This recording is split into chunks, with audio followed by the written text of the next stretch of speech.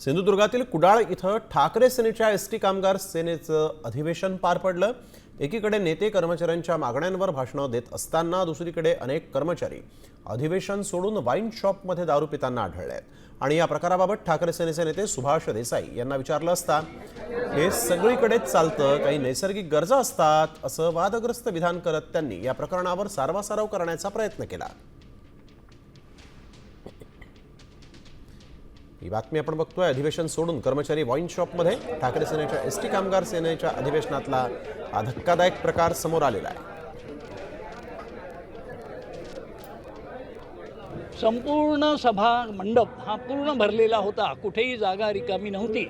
आता 3-3, 4-4 तास एखादा कार्यक्रम चालत असेल तर नैसर्गिक काही गरजा असतात, त्यासाठी कोणी जाऊन आलं तर हे शक्य असतं आणि ते सगळीकडे होत असतं। परंतु सभा ही शेवटपर्यंत यशस्वीपणे सगळ्यांनी पार पाडलेली आहे।